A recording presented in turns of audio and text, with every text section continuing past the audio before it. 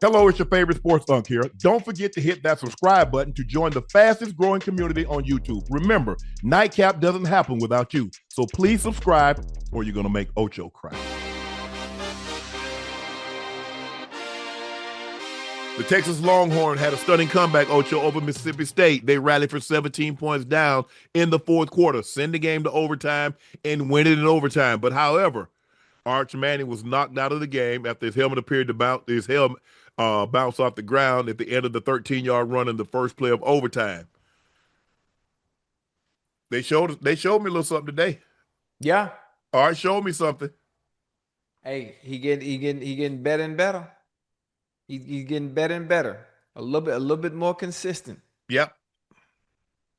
I'm trying to find the score. Oh, Arch. Yep, Texas. Arch Manning, 29 of 46, 346, three touchdowns, one interception. Carried the ball 10 times for 6 yards. They didn't run the ball well at all. Mm-mm. And so they needed Arch to play like he played. Mm-hmm. And look, and people gonna say it's Mississippi State, but it's on the road. Yeah. Mississippi State has a decent defense. They had a 17-point lead. Hostile environment. Yes, and he threw him to a victory.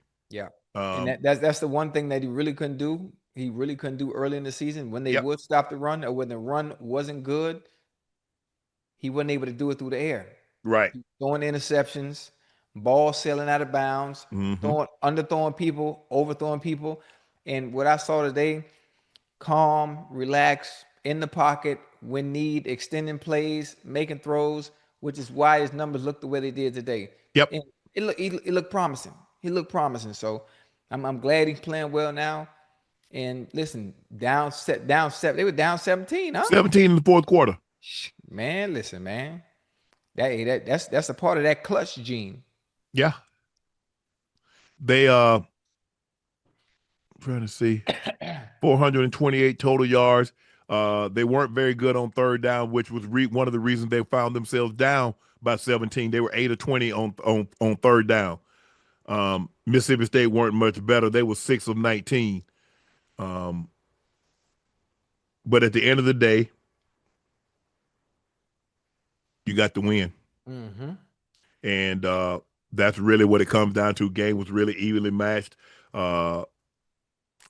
Texas had the ball for 30 minutes and 1 second. Mississippi State had it for 29-59. That's why you saw the game go into overtime. So Arch got a big victory, but they're not out of the woods yet. They still have Alabama. Hey. They still got Vanderbilt. They got Vanderbilt this next Saturday. They get Vanderbilt at home, and then I think, if I'm not mistaken, I think they head into Alabama. Well, that's a tough 2-game stretch. Number 8, the Ole Miss Rebs beat Oklahoma 34-26. Trinidad Chambliss threw for 315 yards and a touchdown. Kewan Lacey ran for 2 scores. They were losing. They got out to a lead. Mm-hmm. Oklahoma came back, and then Ole Miss scored the final 9 points in order to win the ball game. Trinidad Chambliss was 24-44, 315, 1 touchdown.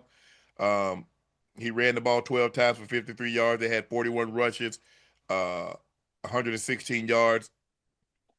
John Mateer from Oklahoma was 17 of 31, 223, 1 touchdown. Xavier Robinson had 9 carries for a buck 09, 28 rushes, 136. Team stats, see what happened. Ole Miss had 9 of 21. Damn. You have 21 third downs, Ocho. Yeah. Look, that was a good bounce back win for Ole Miss. Ole Miss, yeah.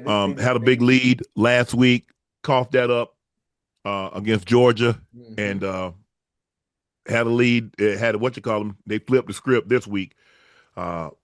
Lane Kiffin can coach. Now, look, there have been rumblings that he might go to Florida. Florida's going to try to throw the bag because they got – look, when you one of these schools, Ocho, and you trying to land a coach and you one of these prominent schools, Florida, Penn State, Penn State is not what they once were, but they still have a name. You Yeah. still need a name.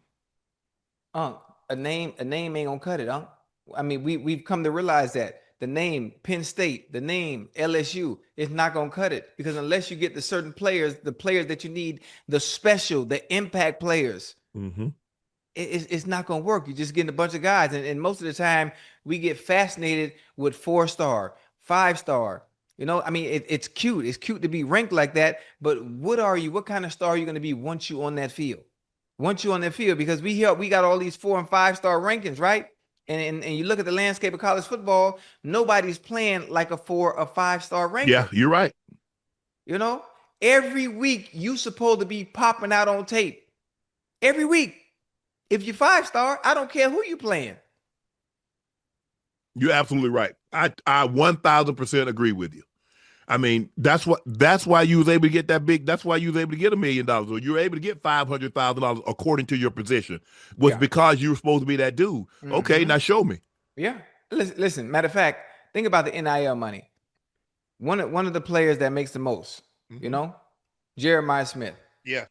Unc, every time he is on the field, Yeah. you locked in, because something happened. You don't Yeah. know what and you don't know when, but you know it's gonna happen. Yeah. I agree. That's a 5-star. That's someone that is worth every penny he's being paid in NIL. Mm-hmm. There are very few of him in the entirety of college football. Correct. You know what? Ohio State is playing. I have to watch them because I want to see what that individual is going to do. Mm-hmm. And the rest of the supporting cast as well is also good. Yeah. Mississippi, what's their record now? They're 7-1. Yeah, they lost one. They're gonna have something. They're gonna have something to say about the SEC championship. Mm-hmm. I think they're on the side with Alabama. I think they're in the SEC West. But Chambliss threw the ball really well today. I was very impressed with the way he threw the ball. Yeah, I thought they ran the ball well enough. Less than 3 yards a carry, but they had 85 plays, Ocho. And so the thing is that when you run the ball, I want to throw it because we're having success throwing it. Mm-hmm. But I got to give you something to think about. I just can't let you guys pin their ears back and come hunt my quarterback. So I got to give you something else to think about other than this jumping off the, jumping the snap and coming to hunt the quarterback. But Chambliss, he had to throw the ball that well. And we know we know Oklahoma. Yeah. Brent Venables is the coach. We know him from Clemson when he had those defense, and we know he's a pressure guy. He loves to come hunt the quarterback. What have they done? They beat Georgia State. They beat Kentucky. This is Ole Miss. Beat Georgia State, Kentucky, Arkansas, Tulane. They beat number 4 LSU at the time.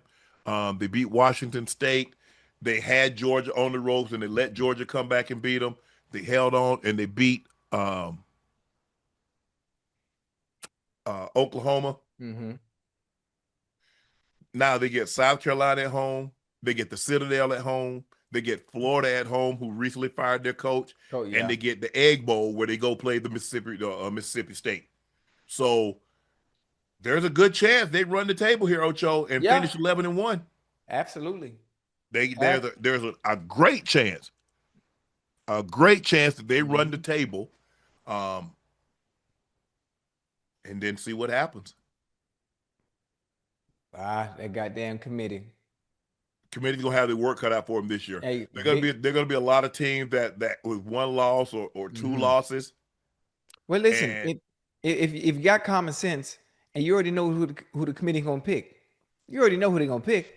Regardless of you having one loss, sometimes even you could be undefeated, depending on who you are, depending on the school. Right. But this is all about, at the end of the day, you know what it's about.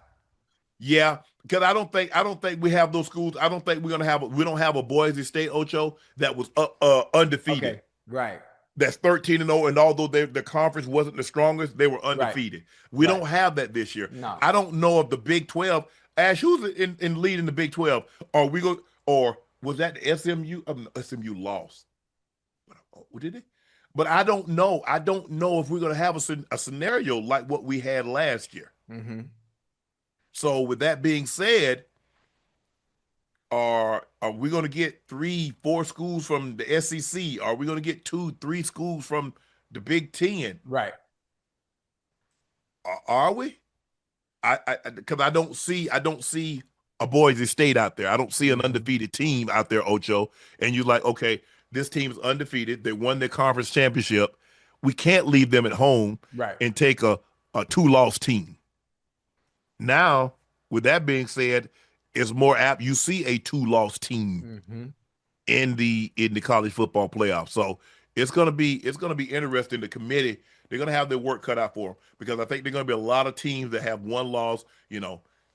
Ole Miss could have one loss, not get to the SEC title game. You get a Georgia.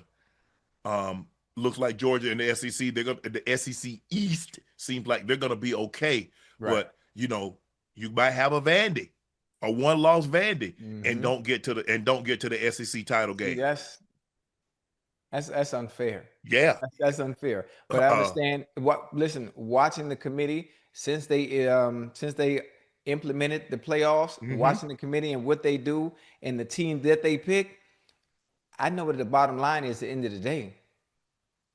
I need the team that are going to the playoffs that are going to generate us the most money. What makes the most sense? That's it. That's what it comes down to. Yeah, I think there's 12. Isn't it 12 teams this year, Ash? It's 12 this year. So, yeah, it was 12 teams. So it's gonna be very interesting, Ocho. I can see a scenario where the SEC and the Big Ten dominate the slots.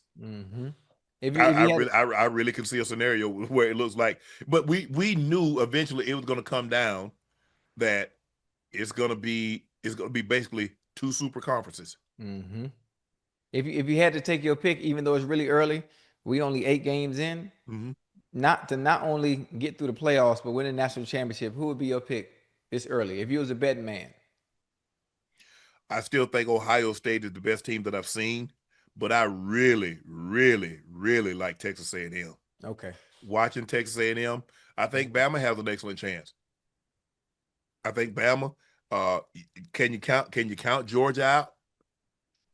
Can you, man? Like I said, I mean, think about it. Ole Miss, 1 loss. Vanderbilt, 1 loss. Bama, 1 loss.